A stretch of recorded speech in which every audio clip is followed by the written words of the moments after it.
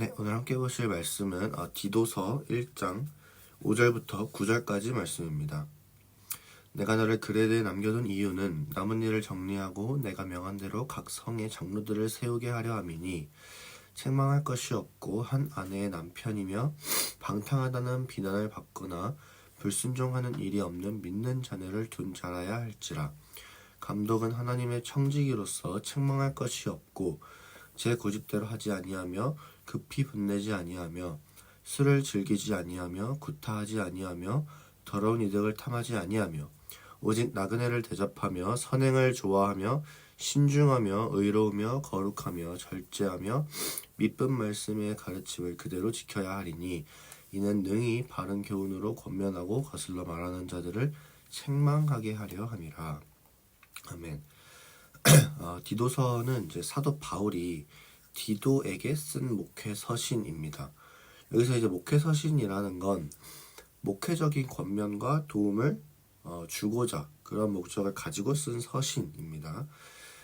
그러니까 바울은 지금 디도의 사역에 이 목회적인 권면을 주고자 이런 편지를 쓴 거죠.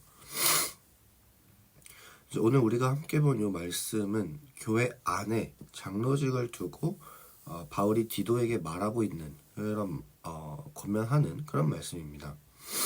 쉽게 말해서 이제 교회 지도자들의 자격, 이 자격에 대해서 말을 하고 있어요.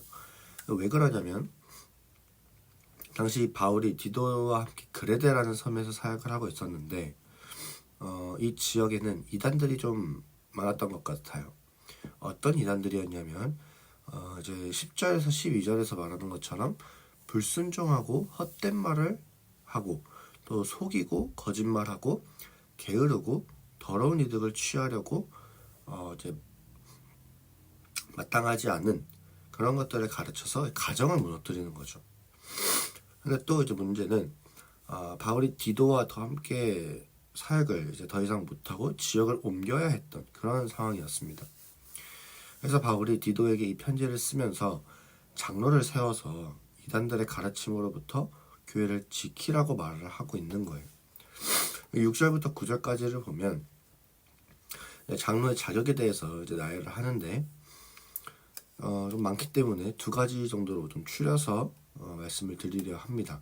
그러니까 첫 번째는 한 아내의 남편인 그런 사람이에요.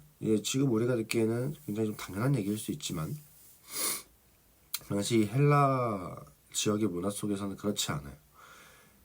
짧게 말씀드리면 굉장히 그 당시 음란한 문화였기 때문에 이게 어느 정도였냐면 이제 속옷을 입고 다니지 않을 정도였다고 해요. 그러니까 굉장히 성적으로 굉장히 개방적인 그런 문화였던 거죠. 당시 배경으로 만든 이 영화나 드라마들만 봐도 이게 얼마나 그 당시가 문란했는지 알 수 있습니다. 자기의 욕구를 해소하기 위해서는 어느 곳에서든지 부끄러워하지 않고 그런 관계를 했어요. 그렇기 때문에 이 바울은 장로의 자격으로서 한 아내의 남편을 말하고 있는 거예요. 두 번째로는 청직이라는 점입니다. 청직의 의미는 집을 관리하는 자인데, 그러니까 주인의 재산을 관리를 하는 거죠. 이 재산과 또 종들이 있을 거 아니에요. 그런 것들을 주인의 뜻대로 관리하는 자가 바로 청직이에요. 근데 관리를 하는데 자기 뜻대로 할 수가 없어요. 근데 그렇다고 해서 종들보다 좀 더 위치가 높은 어떤 그런 느낌이냐? 그것도 아니에요. 똑같이 종인데 맡은 역할이 그런 역할인 거죠. 그래서 주인이 집에서 나가라고 하면은 아무 말 못하고 나가야 돼요. 철저하게 주인의 뜻대로 주인의 소유를 관리하는 게 청지기입니다. 바울은 청지기로서의 역할을 장로의 자격으로 말을 해요. 그러면서 주인 되신 하나님의 뜻대로 행하고 또 사람들을 잘 보살필 수 있도록 하는 거죠.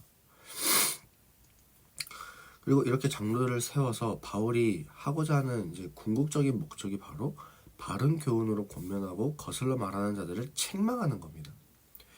우리도 이제 우리 각자의 삶 속에 지도자의 어떤 자리에 서는 경우가 있어요. 가정에서는 이제 부모로서 아이들을 지도해야 되기도 하고, 교회에서는 교회 내의 직분을 감당하기도 하고, 또 사회나 직장에서는 이제 각자의 어떤 역할들이 있죠. 근데 그곳에 그냥 우리가 있는 게 아니에요.